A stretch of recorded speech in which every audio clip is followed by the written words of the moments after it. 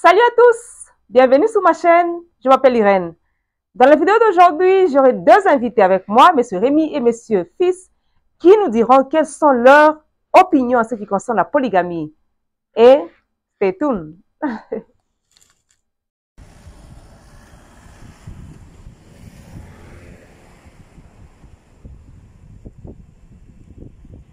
Moi, c'est Moussous au balier pour le business. C'est-à-dire que Kenya na mboka moko songolo pakala, on se trouvait na incapacité moko boye. On sentait moi probabilité mon babé l'amour par profit. Mais en réalité vrai amour exact. Je suis contre la polygamie parce que je prends le soubassement dans la Bible. Que dit la Bible? Tu seras en mesure d'aimer ces deux femmes. Et deuxièmement, est-ce que tu seras en mesure de traiter tous ces deux enfants, tous ces enfants de la même façon? La Bible est contre ça. Mais je sais, mon avis, si je vais condamner ça, il y a beaucoup de gens qui vivent à ça. Salut à tous, bienvenue sur ma chaîne, je m'appelle Irène.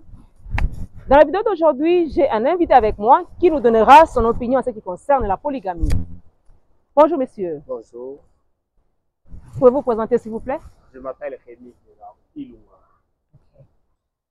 Pouvez-vous nous dire quelle est votre opinion en ce qui concerne la polygamie? Je voulais vraiment commencer par tout d'abord pour définir qu'est-ce qu'est la polygamie. La polygamie, c'est le fait de se marier à plusieurs femmes. C'est ça.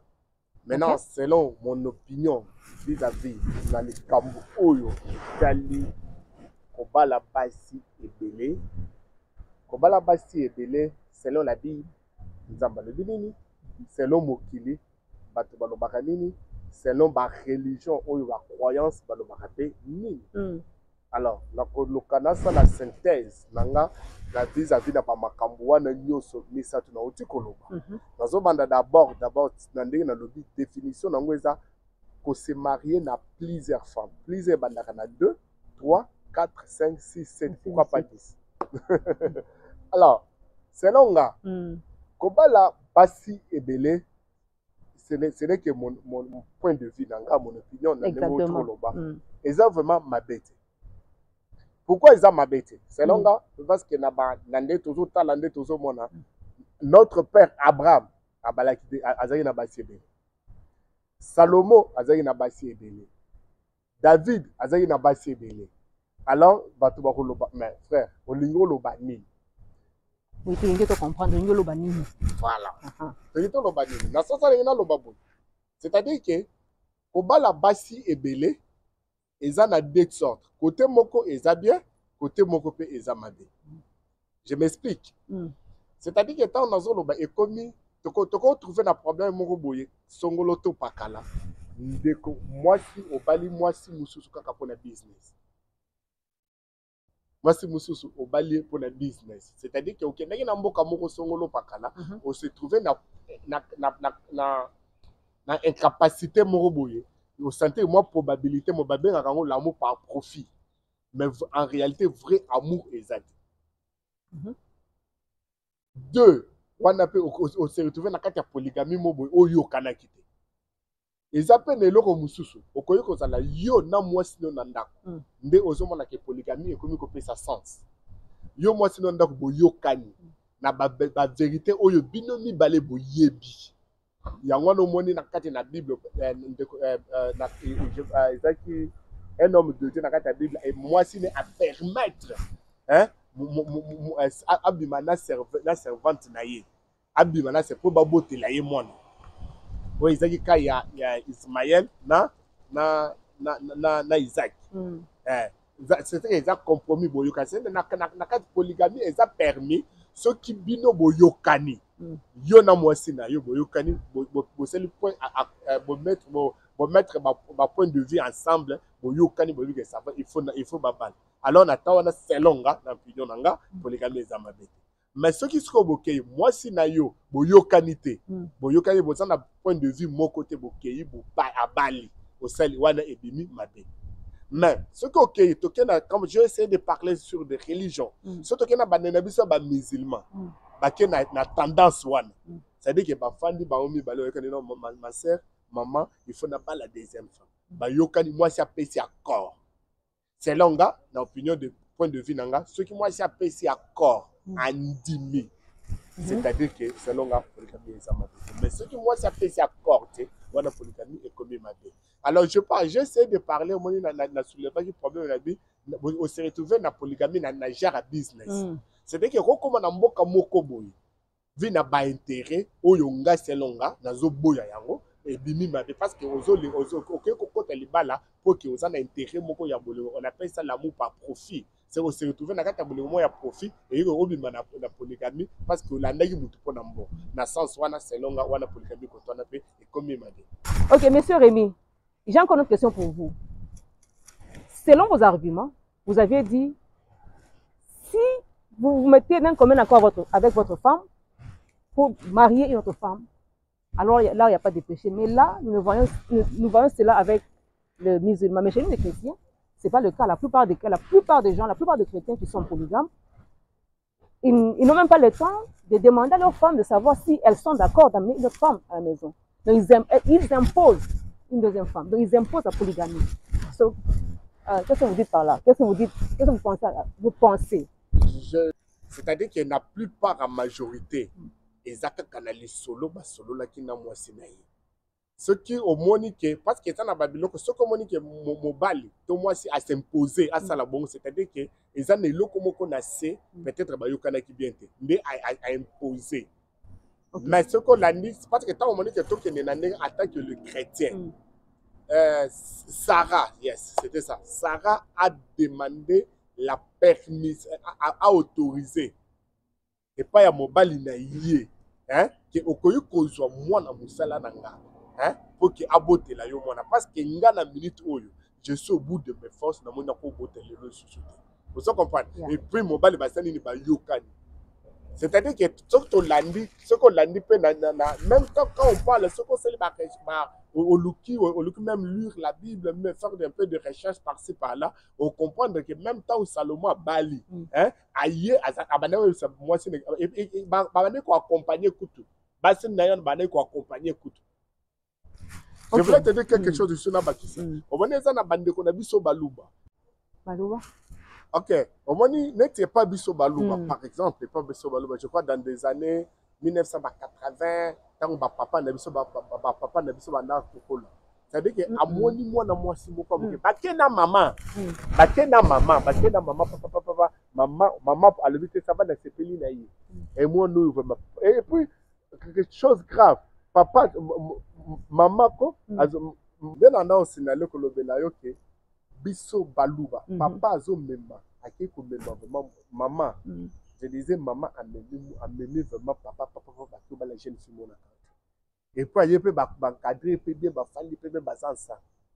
Ça c'est et pas Balouba. C'est que et puis on a banana ba sali vraiment citons l'exemple tout beau citer comme parce que c'est émission parce que t'as là ailleurs ma banda qu'on a 1 2 3 4 5 6 7 baza en harmonie c'est longa et ça point de vue nanga et puis opinion nanga et ça nango mabete parce que ba on harmonie ça na famille bana baza ensemble.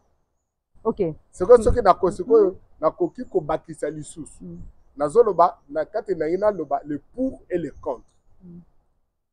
Sikoyo ba conséquences nini eza na kati ya bana wana nde babali mutu asangisaka bango makasi ezaka ka papa na bango wana parce que bango se ba dépendre na papa na bango tala siko place polygamie bande ko koma mabe tango siko esali que un jour papa bandi ko akoyi mbongo esilié au sentir que maman ce qui azaki maman na bakanga ki po yazaki na mbongo ibele famille ekomi ko kende okokende bo ekomi ko koma problème ekomi ko ya to komi ekomi ko sala ba in and out so comme des mots mois 1 mois 2 mois 3 mois 4 yango no mona ka batu so to batu bakomi ko la vie yaya biso to vivre na vie ya ba polygamie na koki ko linga te bana nanga ba kota na vie oyo po ba yibi ba conséquences.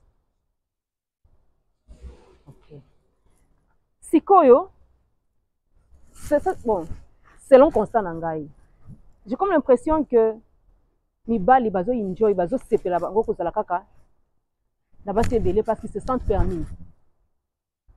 Et puis moi, je doute fort que la plupart, je répète encore, la plupart, bon, il y a des polygames, des hommes polygames, ils demandent la permission à leurs femmes. Pour moi, ils imposent la polygamie à leurs femmes. Et puis, ce que tout le monde bango, non, deuxième femme, c'est parce que, bon, azobo tranga bana 3, 4 kaka, alors, par exemple, au école hôtel, alors j'ai besoin de beaucoup d'enfants, alors il me faut beaucoup de femmes.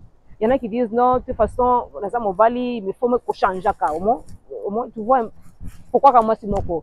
Mais en fait, il y a beaucoup de raisons que les hommes donnent pour justifier leur polygamie. Là, je ne sais pas, est-ce que ça est. En fait, moi je te pose cette question parce que je ne suis pas homme, vous êtes homme, je pense que vous êtes. Écoute-moi ça, je veux te dire quelque chose par là. Na kati ya mokili nde tomokilaka ta nzambe nde tofandaka nde tozovivre awa eza ke nous avons 50,5 ya bafemme baza na mokili, bamibali baza kaka 49,5.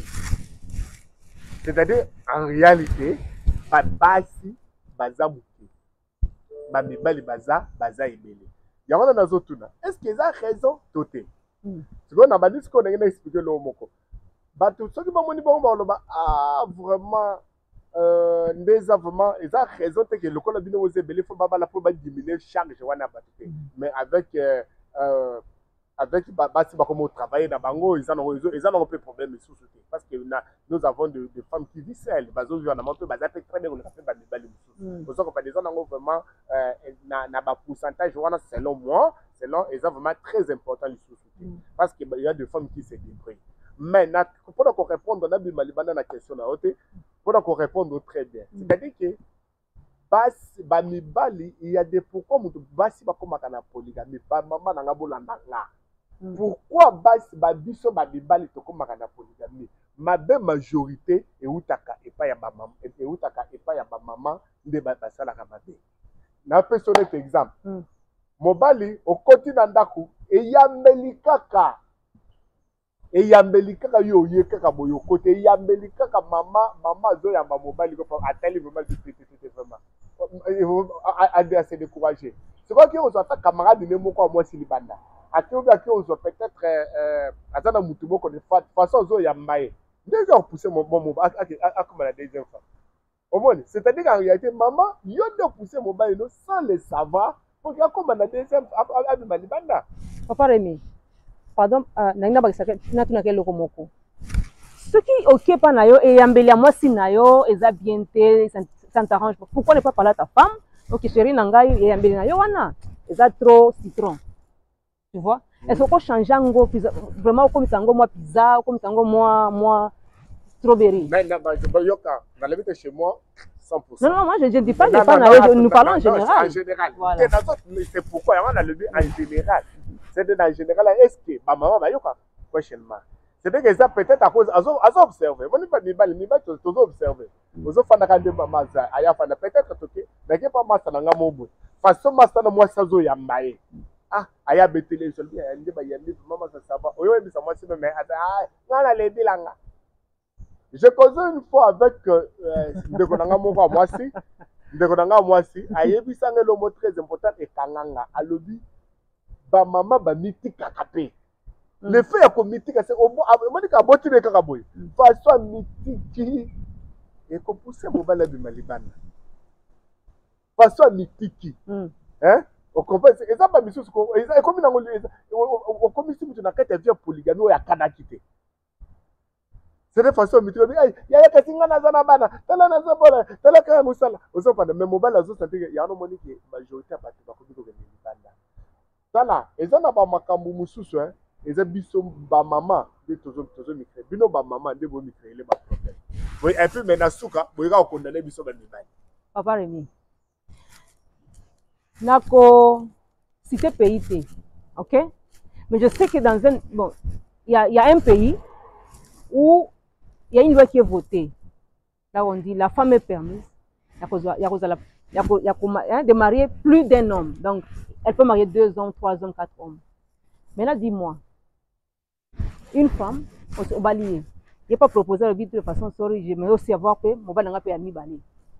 mais tolukaka ndako moko comme ça tovandaka bien. Ceux qui osent mesure ya kopelisa nga te whatever, je peux aller chez mon second mari ou mon troisième mari. Okoyoka ndenge nini comme un homme. Parce que là bokendaka wana on se justifie très bien. Basi eyambeli na bango ndenge bamitikaka ok ça va toyoki, n'est-ce pas, bamama toyoki. Après, par raison, mais ce sont parmi les raisons. Papa maintenant, si les femmes aussi, les femmes peuvent 2 maris, 3 maris, 4 maris. Et puis, si elles ont aussi des raisons pour faire ça. Pourquoi elles préfèrent qu'on ait 3, 4 maris? Donc, il y a comme un homme. Bon, on va dire à côté. Et puis,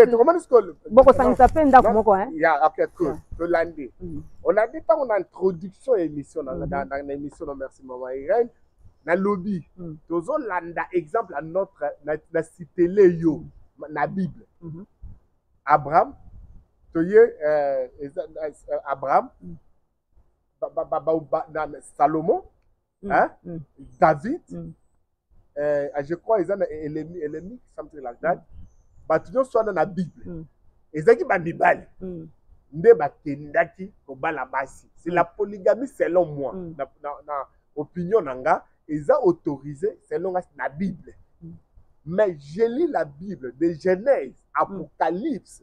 Je n'ai jamais vu place oyo ba autoriser moi si à kende kombala de mibali. Il faut to la Bible parce que le livre na biso na Samuel aw. Hein? OK papa, livre... sorry.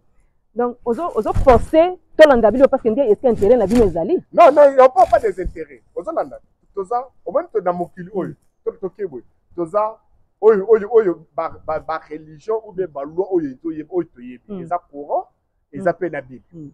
Ce que otanga na courant au moins na place ba komi yango hein que mobali akobala mais en condition bazala ba yokana yena mwasi mais et puis ça sur na condition il faut yeba hein il faut façon ndengo lingi wana hein ce qui na lingi yo na lingi il faut ça la ndenge moko ezala te ce qui ezate o lingi maté kitate.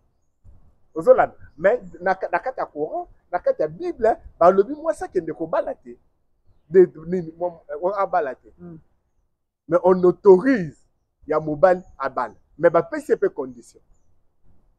Vous comprenez? C'est longue polygamie et ça bien mais est-ce que tant on ne connaît pas madame nanga, na tuni madame nanga na lobi maman, na lingi, na ke na monument na selingi na balle. Est-ce que maman kondi bato kondi maté? Il faut c'est long, il faut maman andi. Ce maman n'a autorisé, papa, on m'a vu ma camouvi, à cause de la peut-être à cause de non, c'est ça va autoriser. C'est long, ils les soumettre. Mais est-ce que moi, si est-ce que il faut comme quelque part, la loi ya bamboka te. Et ça la nation qui est dans courant, soit c'est dans la Bible. Là, on accepte. Vous voyez que ça là verset la Bible. Laisse femme moi si femme abala des hommes. OK papa. Moi je pense que en fait, ezama kama opinion ya mibali, mais na profiter sur OK na faire ango pour dire que moi je pense que batu bazo qui me la mingi polygamie ça pour même faire ça pour ça kindumba d'une façon masquée. On l'a très bien. Je suis clair dans ma camouflage. Parce que si tu as une femme. Non, je suis clair dans ma camouflage. C'est quoi on est dans la lobby, na expliqué, j'ai parlé de business. Na kata okei na mboka moko boy aussi oza contraire au bala. Mais pourquoi au bala? Parce que la business intérêt moko boy. O yeza mabe na boy. Wana polygamie wana nga na telemeli yawo. Hein? Wana polygamie wana nga na telemeli yawo. Mais ce qui na ye Nathalie, vu la réalité moko na moi si to fandi. Hein, to sololi to yokani andimi.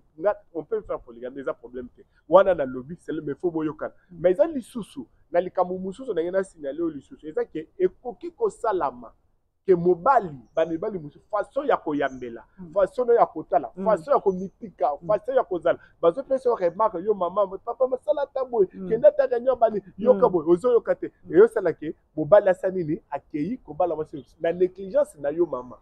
C'est quoi yango no mona na ka ebele yokala nanga bien. Yango no yokaka na ka ebele. Oboni batu ba décider ayebisi ete. Ezala ka surprise. Yo ebona kaka papa c'est une kolo comme disait et na komo kende boy yo juste na takoma na musala yango wana na kana babomba moni mobali pe amone pa aye moi si anda ayebi ne pe lote ozo combattre nzoka sabala ne moi si moko boy bakoko comme yo comme vite comme juste akoma ka musala moi ko ba double C'est ça. Cause. Na biso d'abord première cause c'est ça. Ba maman na biso. Besoin temps. Ya cause na harmonie makasi na ndako na biso. C'est-à-dire que ce qu'on boti, ce n'est pas dit que vous mitika okomi wa te. Ozolanda. Non. Ceux qui n'a yo bien, moi mes cap na yo, oyo sokoli papa yé, ça dit pas bon pas le abala ki ojo à mon aki ata oboti, ça la kaka nengwana. Moi boton des ala kaka. Moi c'est bilo kwa so zo mitika. Mon papa oyo otala mutu mo boko kana le libanda, nenga jour à mona ko jour à libosana, akomolula mutu mo libanda. On veut pas cause wana de. Deuxièmement, kaka eyambeli na yo. Oza surtout abino mama. Mobile la cause la ligne yo makasi ako azo ebisa yo ozo lingate. C'est ça. Ozo mon. Hein? C'est quoi yo? Eza wana ba cause wana neza mibale, misate ba tout ça maman c'est belé. Mais majorité ça et puis na ba na eloko mususu maman irene na koyi ko bosa na te. Surtout ba maman bazo sala. Surtout ba maman bino bozo sala. Tala ozo sala na yo. Mais bimisa mbongo tia na enveloppe ou bien pesa papa ndenge na église soit disant ne ba simela kabino na ozomona vraiment ko ekomi carré papa au santé les appels cause c'est-à-dire attends la qui c'était hein attends que je n'ai pas important moi je ne fais pas ça mais vraiment dans ndako mais ozo santé que maman ozo a responsabilité no ya ndako obona papa ko akosa no mabete akobule ko toke ne libanda te ozo landa hein ozo santé non ozo vraiment pour au moulin aux autres travailler aux autres papa tout ça la moyenne aux autres évoluer bien au moins que mobile à bouler couteau vous avez d'abord propre vous avez des gens qui fait mal kitoko vous avez makambo bien vous avez mobile à autres talents vraiment bouler quoi l'habitude moi c'est dans oh te ananga te nanga on sele mabete parce qu'elle est tout pour moi aux autres attends mon muto zo ngengeli banda aux autres mais ce que yo d'abord salité aux autres comprendre boye attends que c'est le mot l'essentiel tu ne fais pas vous comprenez et puis na makambo misusu pe zo bomba et ça te biloba pas biloba lo moi c'est yo moko de ozo fana na quartier moko tala kunda ba yoki yo ba yoki yo c'est-à-dire que dossier moko se bimi na quartier de kabumo et kabumo fait aka na quartier non zo bomba biso ba maman eza ke mo ba le papa a côté na polygamie yo li solo na quartier ba yokate comme on ezaka na quartier. Hein? Les solos la quartier au quartier. Tala, le yoza na quartier. Moi la rolemba out. Hein? Et pas remettre l'autre. Hein? À remettre l'autre solo te. Moi na papa comme busy, on met télé là na musala. Na zo coopération mo 3 jours. Nzo kabosi mo kabola ba jour na mutu musu libanda yo yemakate. Ya comme ka 8h azongi pa ayoka ke na musala nzoka asali akome bokabola 3 jours. Je peut-être yo le rôle zaki peut-être premier, hein? Après sur 4 musu après sur 3. Okay. Je dirais que moi je suis contre la polygamie parce que je prends le soubassement dans la Bible. Que dit la Bible? La Bible dit ceci: l'homme quittera sa famille, s'attachera à sa femme, les deux deviendront la même chair. C'est-à-dire, on a renuméré 2 personnages, c'est-à-dire l'homme et la femme. Les deux deviendront le même chair. L'homme s'attachera à sa femme. On ne dit pas à ses femmes, mais à sa femme. Ça, c'est la Bible. C'est-à-dire, Dieu est contre la polygamie. Et nous, les chrétiens, nous sommes censés de respecter l'ordonnance de Dieu. Donc, moi aussi, selon mon opinion, je suis contre la polygamie. Pourquoi? Parce que la polygamie a la source de plusieurs conflits familiaux. C'est par la polygamie que nous voyons qu'il y a des conflits dans des familles. La polygamie a aussi la source d'obstacles de plusieurs éducations des enfants et de santé des enfants. Et maintenant, selon mon prédécesseur, je lui ai suivi. Il a évoqué le personnage des hommes de Dieu dans la Bible. Oui, les hommes de Dieu sont des humains. Ils étaient aussi animés de leurs esprits. Et ils ont aussi commis de péchés dans leur vie. La polygamie est mabe makasi. Basala nzambe basala polygamie na bavi na bango, basala pe erreur bazabatu. David azwa mwasi ya Iri, toyebi histoire. Batseba. Et nzambe afuta ye yango. Bana na ye baboma na cause ya polygamie. Lelo oyo polygamie eza mabe na mabota. Biso ba mibali to sepelaka na polygamie. Po vi mwa musala moko zwi epesi yo nde balobaka luyalu. Okomi kolinga basi ebele. Mais ozobosana te ke ozotia vie na yo ya danger. Nakoloba vie ya danger ndeni. Ozaki na mama bana na yo. Bozaki na pasi. Bamsu ba prière mama bana wana nzamba pesi yo musala kitoko. La pesi yo musala kitoko yo po lobi deuxième regard oluli libanda. Bakomi mibale misato. Siko na mibale misato mama bana pe ebando sale pasi na mutema. Omengongo lianga na lia mtu na buka mabolongo me basi ebele bae. Akolo ba pe tozanga pe mobali yango. Oyo kozonga tshelo poison na biloko lié po kufi okei à cause ya polygamie et engendrer jalousie. Vie na yo esili. Omoni polygamie eza mabe pourquoi? Parce que polygamie là osali polygamie okomi na basi ebele basi wana bakomi bambanda. La rivalité est assise sur la haine, la jalousie, la tuerie. Et ba conflit familial et yak belé. Lelo bato ebele basala polygamie, bazana ba maîtrise te ya kofandisa ba famille na bango. Pourquoi? Admettons ozana basi 6. Ozana contrôle la basi msuto yo lobi bon na semaine na kendaka par jour moko na kabola bango. Lundi oza kotal premier bureau. Sikoyo lundi wana deuxième bureau, troisième bureau, quatrième bureau, cinquième bureau, otiki bango na nani. En plus, leur ozui mbongo. Premier bureau a un âge mamso avancé, deuxième bureau âge avancé. Et oyasuka, mamso a jeune fille. Alors jeune fille, azana na ba sensation belé. So là yo kangami na deuxième bureau. Yango zo mona bana kamikaze, il y a des enfants kamikaze na kati ya mabota. Ozo mona mwana zui elongi ya voisin. Pourquoi? Parce que na temps oyo ki okangama na deuxième bureau, quatrième bureau akomi na ena voisin. Omona voisin moko ya ka opeso bambote pamba pamba. Mais moi nazo bote melongi ya voisin. Pourquoi? Bata wana oza donc na maîtrise ya famille na yo te okoka epesaka ingérence polygamie. Donc eza na makambo ebele polygamie yango wana nga na lobi polygamie eza mabe. Ba sali ya nzambe to nalandi co-débatteur na nga liboso a évoqué basala ya nzambe. Tozwaka exemple ya nzambe moko bango pe basala bere. Salomo eza na temps moko nzamba bwakaki. Pourquoi?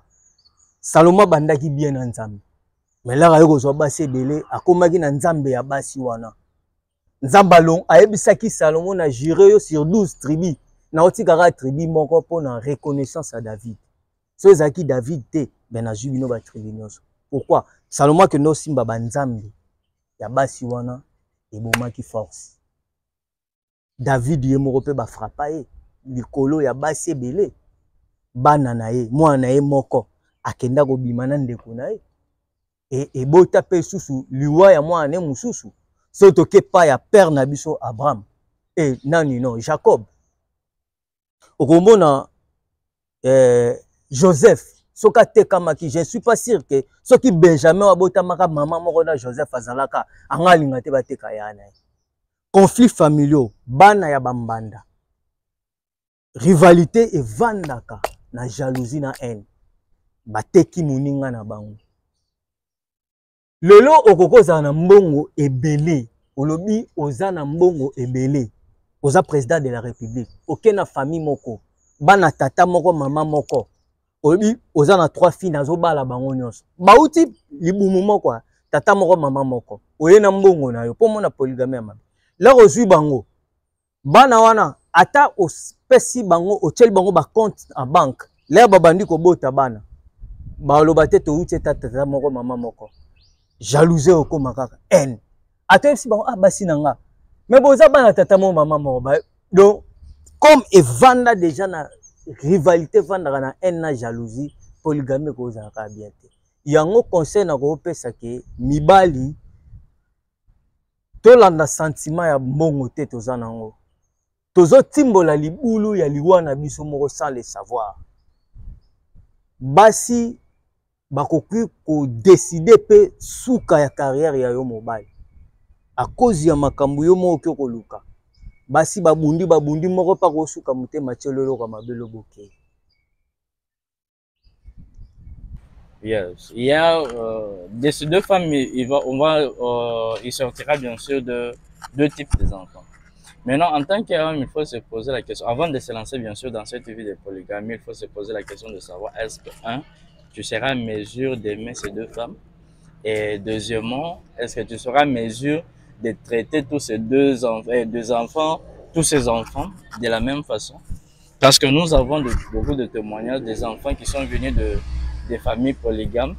Donc, il y a certains qui n'ont pas eu la chance d'avoir l'affection de leur père parce que les autres dominaient beaucoup plus et tout et tout. Moi, personnellement, je pense par rapport aux témoignages que nous avons de familles ou des enfants venus de familles polygames, je ne saurais pas soutenir la polygamie parce que c'est mettre dans une situation un peu de choix, comprenez? Parce que tu ne peux pas dire que tu vas aimer deux femmes de la même manière et de la même façon.